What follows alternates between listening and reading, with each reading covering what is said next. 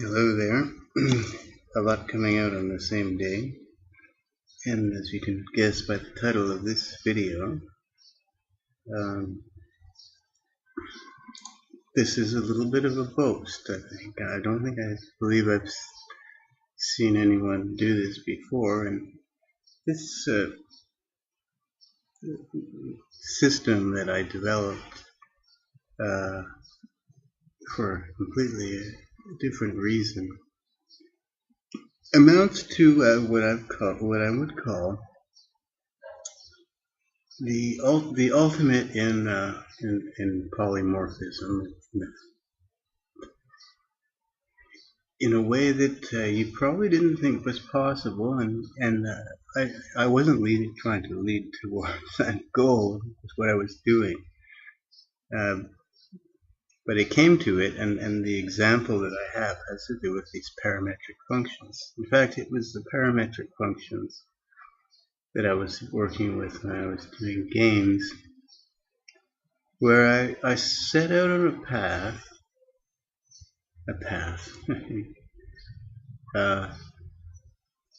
where I wanted to take my parametric functions, and I wanted to do certain things like that you could do to any function, like display, put it at a certain displacement from the origin, or rotate the world, right? You know, rotate the axes, and and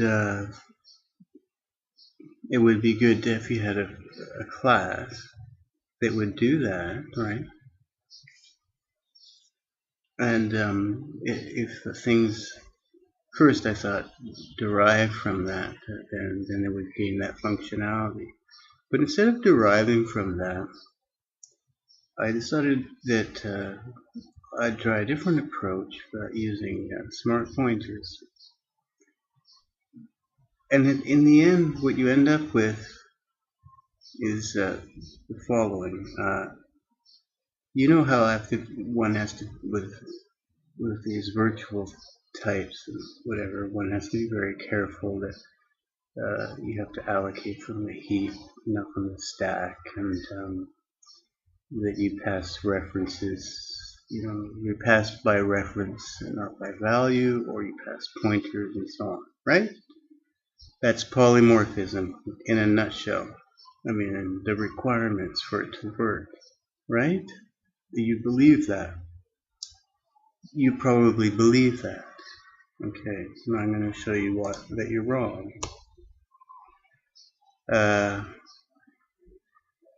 I've already done it with this parametric line, and I was leading up to this.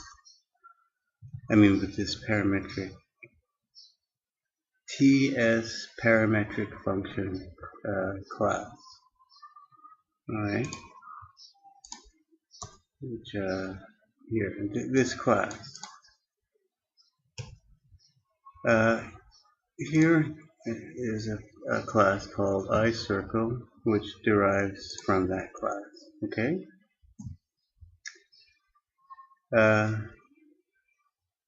And here is a function getLength, which takes not a reference to anything, you pass something by value, and it will compute the arc length for its range. If it's a parametric function, it has a range. Okay. Now my claim here is that if I pass it a circle, it's gonna compute the length of a circle. If I pass it a line, it's gonna compute the length of a line. And here's another circle where I'm not even declaring an object, I'm just declaring it on the stack. And in all of these cases, the correct object will be used and computation will come out correct. That is, this is a polymorphic type. It's the ultimate polymorphic type because it's always polymorphic. It can only be anything derived from this class can only be polymorphic And you don't need to pass by reference. You don't need to, use pointers. You can put them in linked lists by value, copy them around just as though they were integers, and their behavior is their type. They behave exactly as their type. So I'm going to run up to here.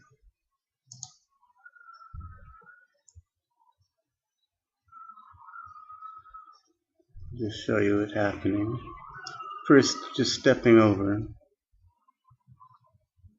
And, well, I don't know if I'll go through the whole explanation. Although there's not that much explaining to do. It's one of those things you stumble on. It's not like I thought this out from the beginning. Okay, I'm stepping over this. Now you saw the implementation of this function, right? It doesn't know anything about what's coming in. It's not being passed. There's no reference here. It's passing it by value. Okay, now I'm just going to step over this. This is a circle of radius 1, and you can guess what the length should be. Comes to 6.28 something something, and it should be 2 pi, so I've divided the length by 2, and we'll see what it says. Oh, it says 4, but that should really be a 2 there. It is 3.14. 2 times 3.14.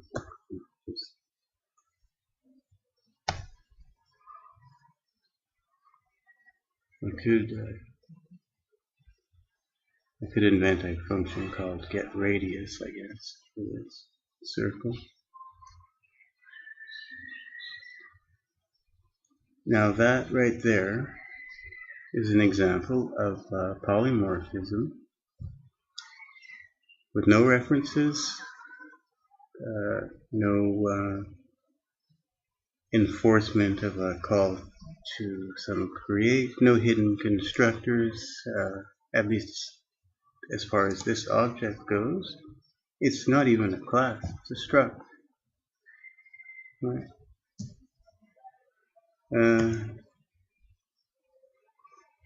Well, I just want the printout to look correct. Oops. 10.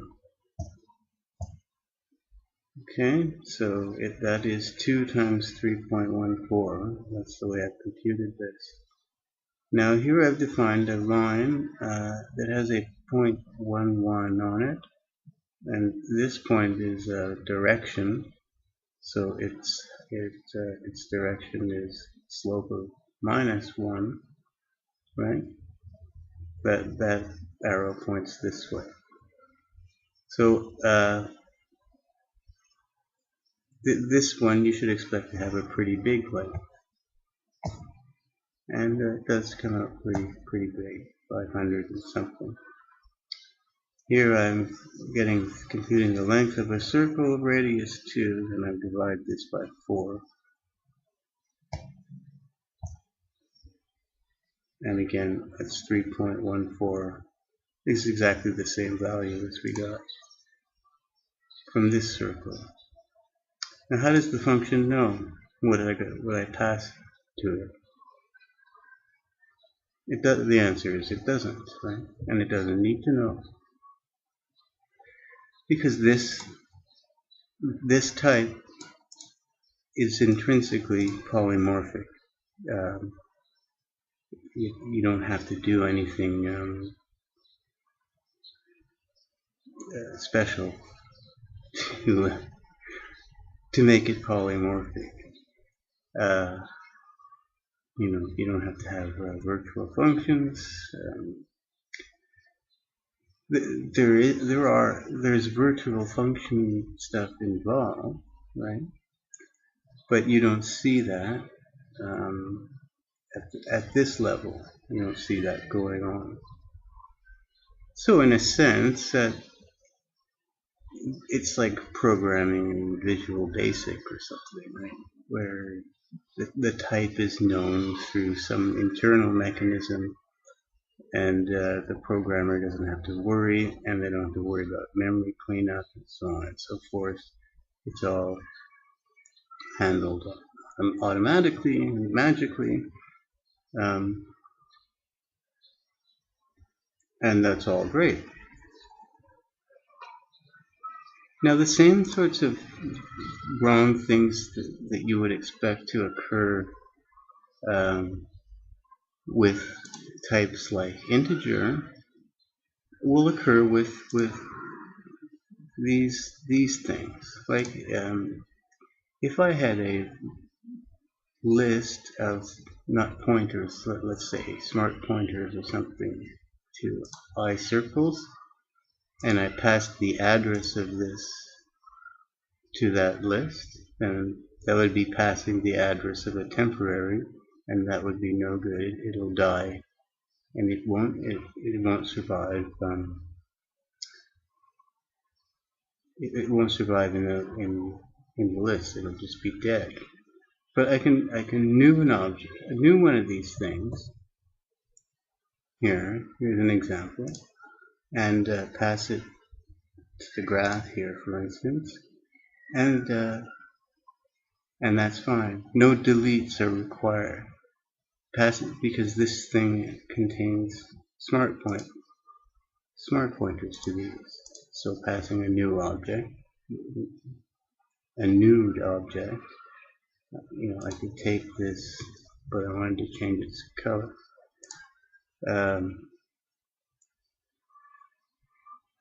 Now I want to prove that the memory leaks that you see at the end. Okay, here's that circle.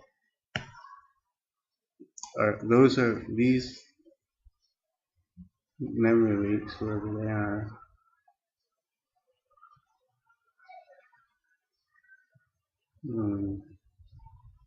I don't have one. Now, why don't I have a memory leak?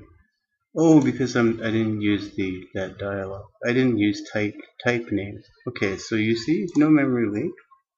Here's the thing: it was nude and added to a list, and automatically got deleted. It's a smart pointer. But I wouldn't be able to pass these things in because this is not persistent memory, right? The only things I can pass into here are things that are going, things that are nude, and they can be converted to smart pointers. Now, what about a handle? Yeah, I could pass the address of a static into that list, and it should be fine as well. If this was a static, say,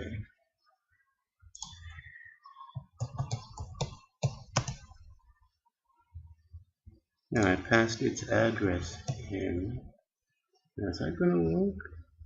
Not sure.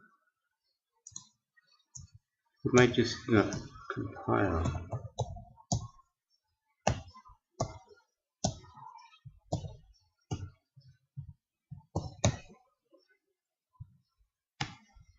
You see, the graph doesn't delete things. Smart pointer would. I think that this is not correct because it won't be not failed. That's probably correct. Oh, darn it. What do I have to say? Maybe it'd be correct though. You see, because just declaring this thing amounts to a malloc. Like something is malloc from the heap. And that thing that is malloc is freed by smart pointer mechanisms. And so the question is the count going to come out right or not? I'm not sure. We'll find out. Might just crash. There's the line. Oh, -1, -1. Right, okay. So it worked, it's fine, but it wasn't a heap pointer. So you shouldn't do that. I can certainly pass in new one of these.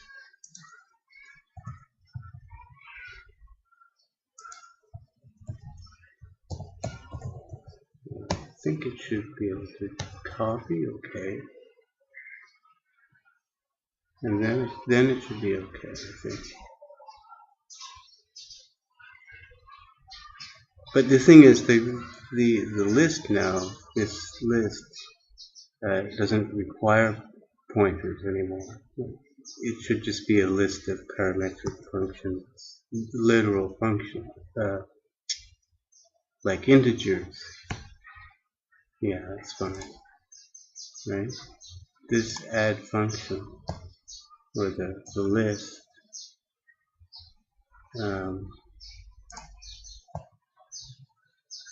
should just be a list of TS parametric, like that. And then everything's fine. I don't have to pass pointers in. Just pass things in by value. Okay? And that's my goal. And I have to change a lot of other things. So how does it work? How is any of this possible?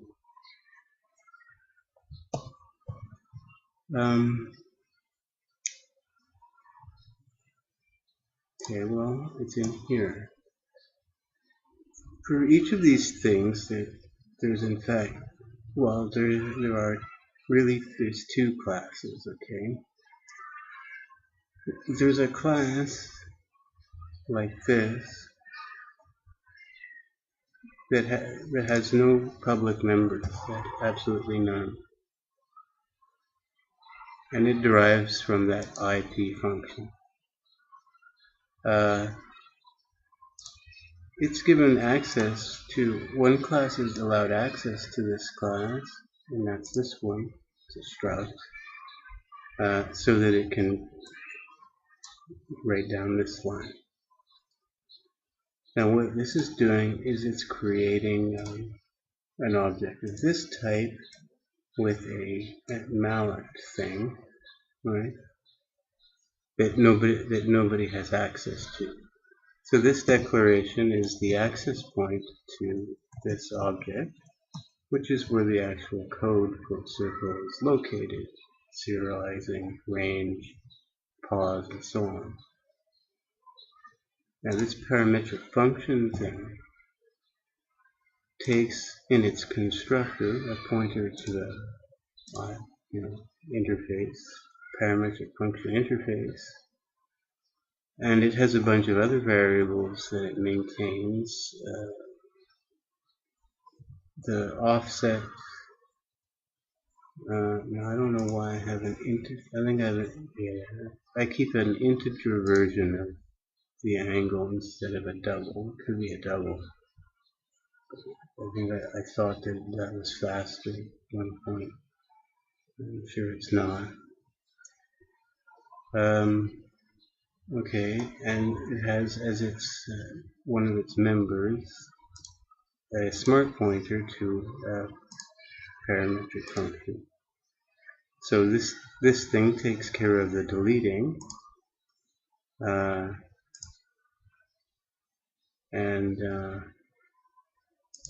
now is this friendship required? I don't think so. Should work without that, I think.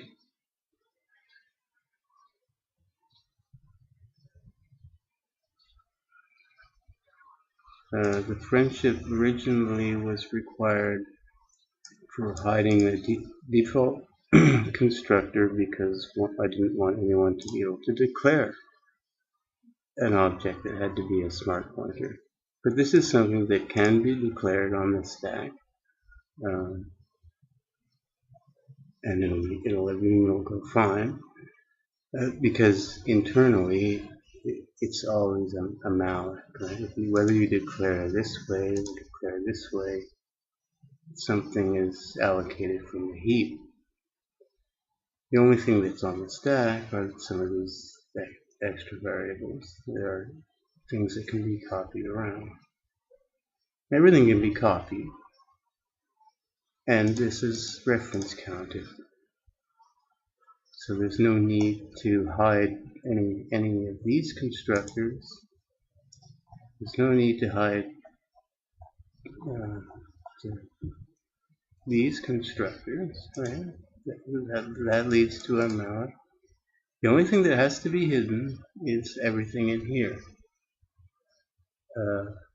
You never want anyone to be able to declare the implementation part, because that's the thing that's going to get deleted in the end.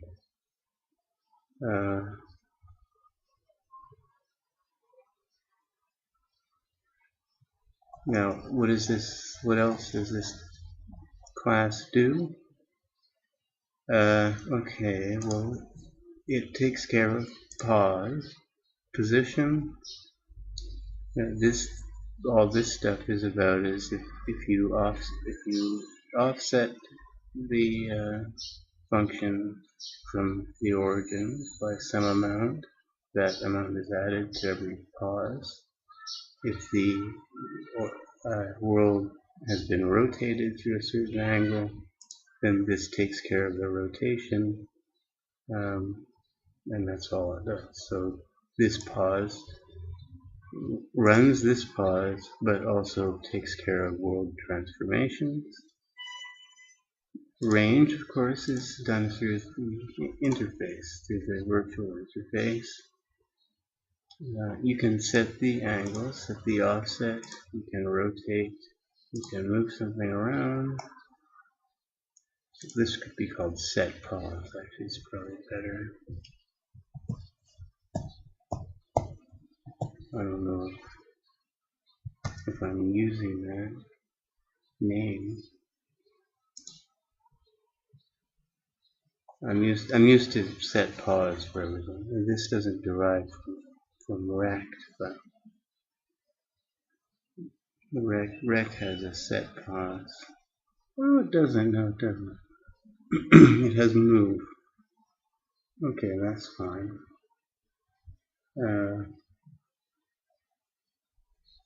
So, like taking that line as an example.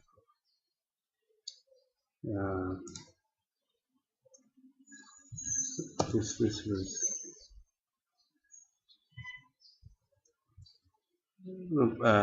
Here's that line. Let's say I want to rotate it. No, I think this is in integer degrees. So let's say 45. 45? Yeah, it's the same direction I think as high school math.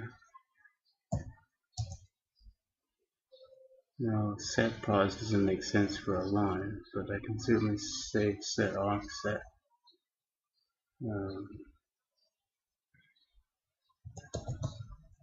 I can say this, move in the y direction 12. Now, if that works, whoops, oh no, let's say bigger than that. If that works, then it should be rotated. Look, let me just do only move. See what that does. And I want to add it to the graph.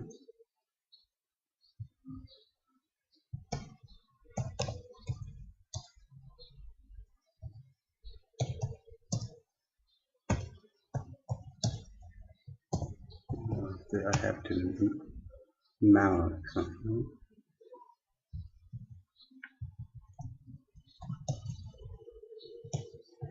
Just do a copy. I don't have the length. Now I'm just curious. The line was passing through the origin. if this is a move, an honest move of all points up 30, then it should no longer pass through the origin. No. There's the magic incantation. These are those groups.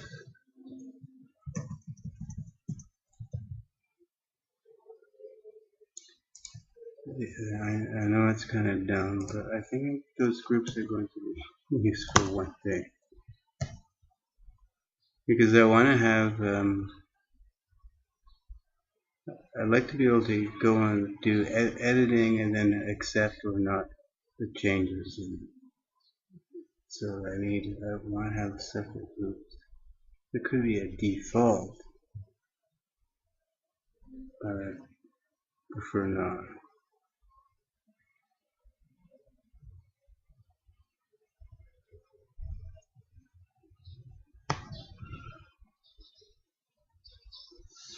Okay, so that worked. It doesn't look like 30, but apparently it is. We can also set its color.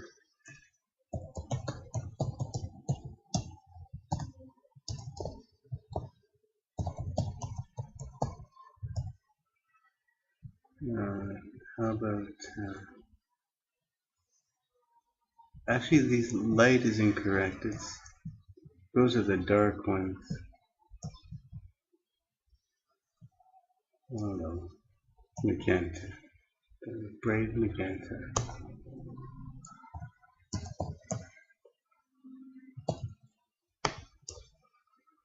Now if I move it and then rotate it, would that be the same as rotating and then moving it? No, I don't think so.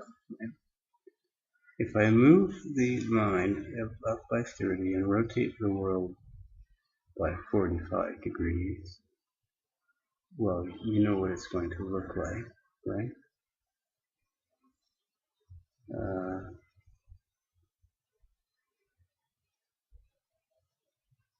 Okay. Now, let's just see. Rotating by 45 degrees before moving it, the line's currently going to the origin. It'll be rotated closer to being parallel with the y-axis. Well, let's just do the rotate on its own. Let's see which direction it goes. Closer to being parallel with the y-axis. And then moving it up, it's going to be actually, it's going to be exactly along the y-axis, isn't it? Because it's already 45 degrees rotated. So another 45. It should be a vertical line. Well, it's horizontal. So the rotation is this way, okay. But still, horizontal line, right? Okay. Now moving that up 30 will give me another horizontal line. If I do it in the opposite order, I'm not going to get the same thing at all. I don't think. Move it up 30. Well, no, it should be the same, actually. So, okay. Maybe it is commutative, those operations.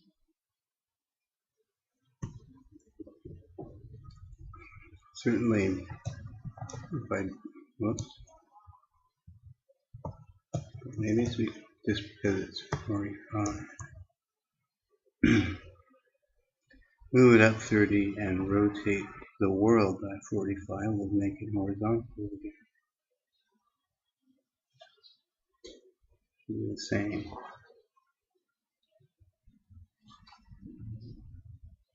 Actually, no, I think that's right. I think I remember from years ago that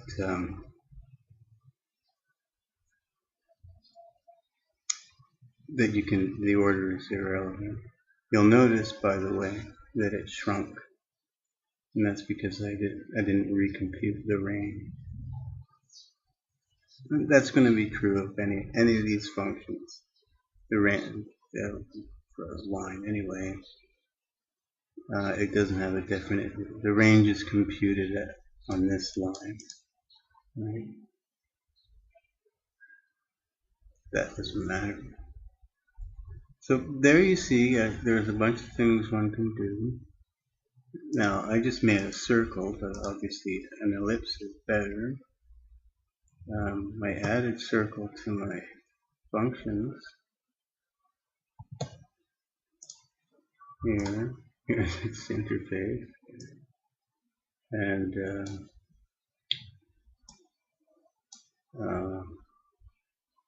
I can now add to this dialog, at least for the parametric functions, offset and orientation. Right? Oh yeah, the color dialog.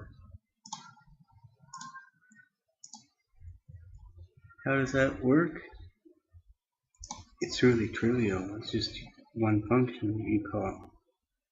The only problem is you're going to call it and you're going to find that the dialog doesn't wind up in the middle like I have it. Where's it from? Where do I call it? New function dialog.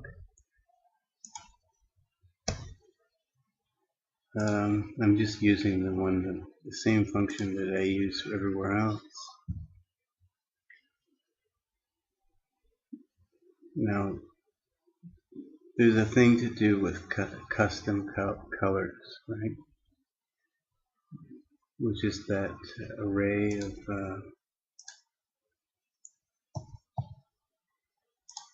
this here. Oh, that's right. Do I have a new array? Or did I change the name or something? Because they're all black. The other one was full.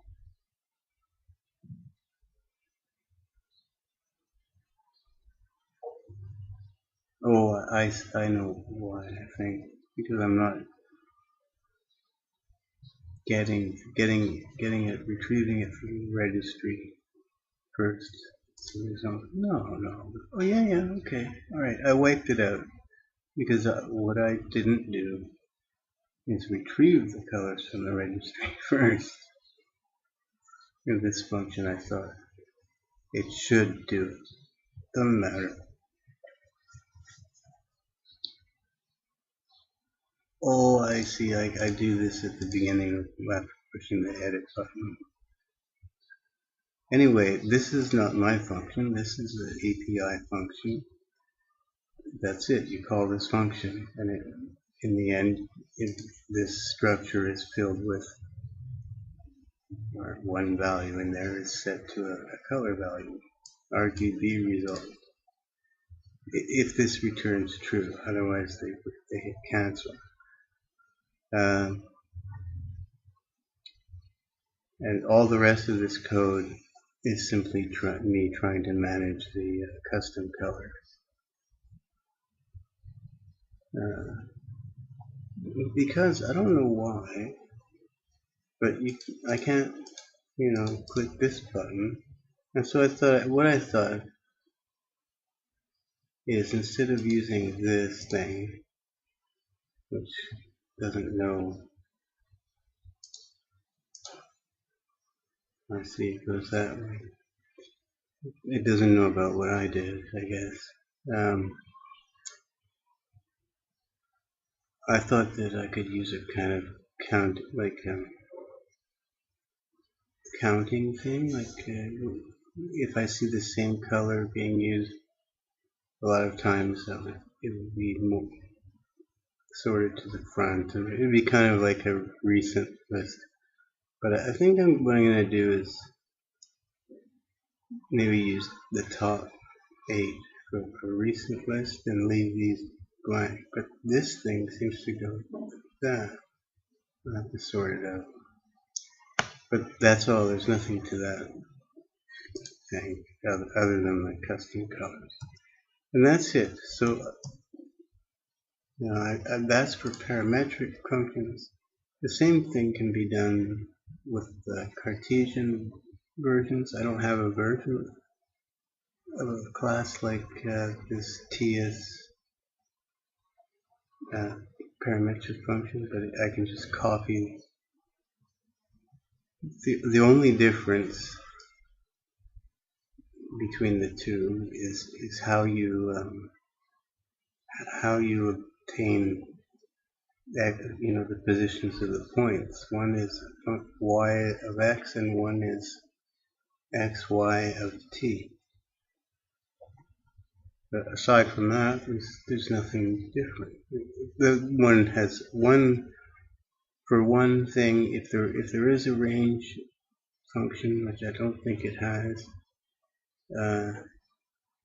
then it's a range at x, the normal range for a Cartesian function. The domain is y. So the range for log x is infinity all the way up to, but not including, plus infinity down to 0, but not including 0. Right? And different functions have different ranges and different domains.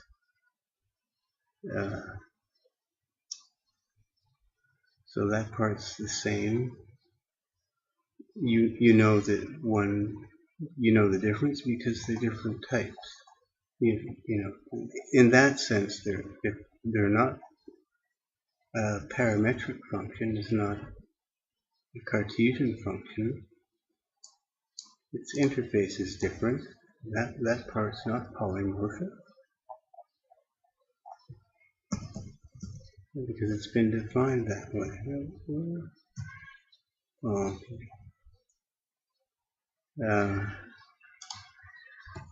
These functions are y of x, right? No range business, and these functions are parametric. So yeah, I could make a similar type class with offset and world rotations and so on. You have to be more careful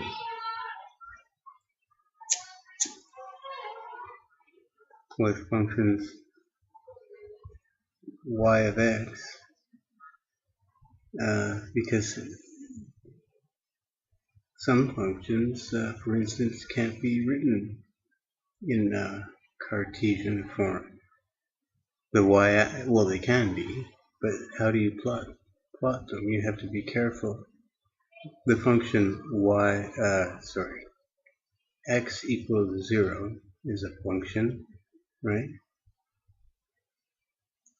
So it's not in a y of x form. X of y you could do, it's always the same value, but not y of x. It's many valued, right? It's not a function of y. So, but in parametric form, the y-axis is just a line like any other line. It has an exact representation. Okay, I just thought I'd let you me in on my secrets. It's well, maybe I'll go through it slower some other time.